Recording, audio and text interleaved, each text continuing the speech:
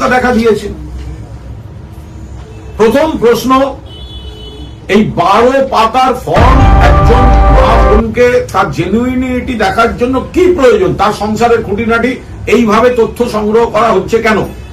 2, লক্ষ্মীর ভান্ডার কবে থেকে দেওয়া হয়েছে, কত মাস অব্দি দেওয়া হয়েছে আপনারা জানেন। অন্নপূর্ণা ভান্ডার 1 জুন থেকে দেওয়ার কথা, মে মাসের বকেয়াটা কোথায়?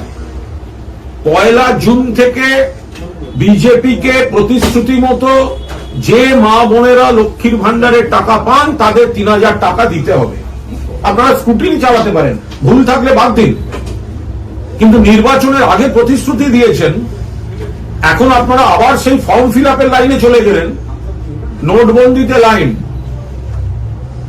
ভোটার লিস্টের লাইন,